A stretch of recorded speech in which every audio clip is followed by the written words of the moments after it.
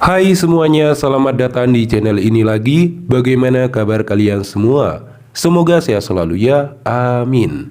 Pada video kali ini kita akan melanjutkan spoiler Donghua yang berjudul Throne of Steel episode 114. Ngomong-ngomong sudah sangat lama admin tidak membahasnya.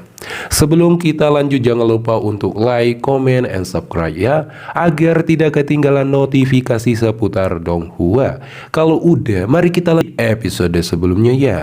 Begitu tim Long Ho Chen menemukan pilar pengorbanan Dewa Ular dan penjaga suci ke-9 membunuh pemimpin iblis ular tingkat 6, mereka hanya berhasil menyelamatkan Naji dari suku Anaconda sebagai tumbal.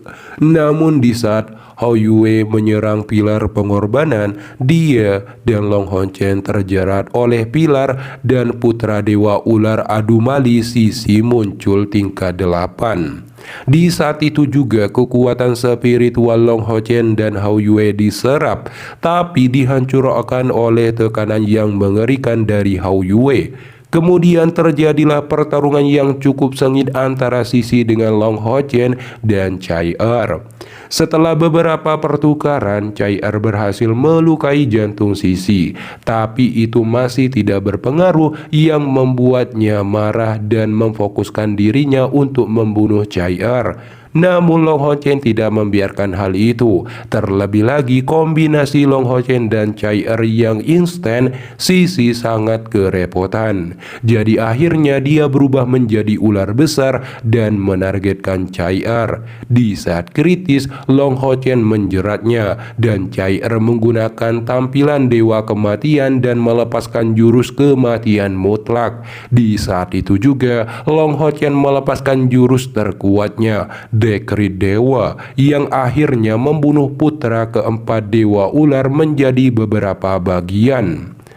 Namun begitu Sisi mati, tanda mata ular merah muncul di leher Long Ho Chen, Chai Er, dan yang lainnya. Ini juga berarti Dewa Iblis Ular sedang mengincar mereka. Jika mereka bertemu, mereka akan tahu Long Ho Chen dan yang lainnya adalah pembunuh putranya. Dengan tanda mata ular, tidak peduli bagaimana Long Ho Chen dan yang lainnya melarikan diri, mereka akan ditemukan oleh iblis ular. Ini adalah masalah besar, dikarenakan mereka tidak mampu menghapus tanda mata ular dengan kekuatan mereka sendiri. Namun Nari Jin mengusulkan untuk mencari bantuan dari pemimpin mereka, Raja Anaconda. Jadi Long Ho Chen dan yang lainnya mengikutinya ke suku Anaconda dan memasuki dunia rahasia suku Anaconda, berharap agar Raja Anaconda membantu menghilangkan tanda mata ular. Meski tidak bisa dihilangkan, Long Ho Chen dan timnya tetap berharap bisa bekerja sama dengan Raja Anaconda dan bergabung untuk menyingkirkan Dewa Iblis Ural. Karena Long Ho Chen dan yang lainnya telah menyelamatkan nyawa anggota suku Anaconda, suku Anaconda awalnya memperlakukan mereka sebagai tamu terhormat dan memperlakukan mereka dengan sangat sopan. Dan Long Ho Chen, Chai Er, dan yang lainnya juga telah berganti pakaian dan mengenakan pakaian yang diberikan oleh anggota suku Anaconda. Hal ini bisa dikatakan sebagai mengurangi banyak masalah serta menghindari dianggap musuh oleh suku Anaconda. Selain itu, mereka bahkan berinisiatif mengundang Long Ho Chen dan kelompok pemburu iblis lainnya untuk berpartisipasi dalam pemberkatan. Untuk alasan ini, Long Ho Chen, Chai Er, dan yang lainnya juga secara khusus mengganti kostum suku Anaconda. Namun terlihat dari video trailernya bahwa Long Ho Chen, Chai Er, dan yang lainnya benar-benar bertempur dengan suku Anaconda saat upacara pemberkatan akan dimulai.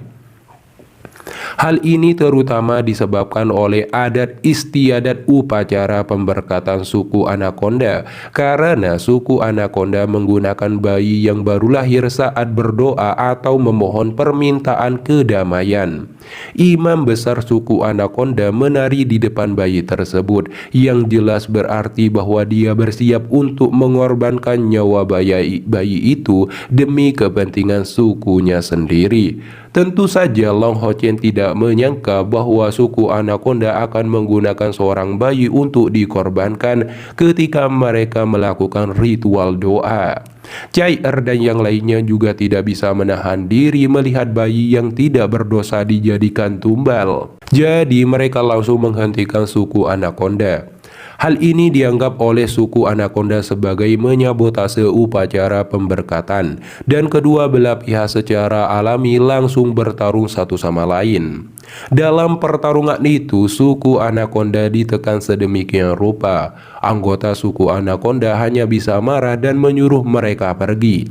Soalnya Long Ho Chen dan timnya sangat kuat, baik itu pertarungan tunggal atau serangan kelompok. Mereka semuanya dikalahkan oleh Long Ho Chen dan timnya. Pada akhirnya, Putri Anaconda terpaksa keluar secara pribadi berkata, "Semuanya berhenti." Admin harus mengatakan di sini bahwa sosok kecantikan ini memiliki sosok yang cukup bagus. Dengan sosok yang anggun dan kaki yang lurus, mengenakan gaun biru muda dengan rambut biru panjang, dia memiliki sosok yang kuat, memegang cambuk panjang, dan tampil mendominasi, siap memberi pelajaran pada Long Ho Chen dan timnya. Tampaknya Long Ho Chen harus bertarung dengan Putri Anaconda untuk mendapatkan rasa hormat dan menyelesaikan kesalahpahaman ini. Mungkin Putri Anaconda memuja yang kuat sehingga membantu Long Ho Chen dan yang lainnya untuk bertemu dengan Raja Anaconda. Kemudian mendorong Long Ho Chen dan yang lainnya untuk bekerja sama dengan Raja Anaconda untuk menghadapi Dewa Iblis Ular. Pada akhirnya sang putri memaafkan Long Ho Chen dan yang lainnya dan membawa mereka menemui Raja Anaconda.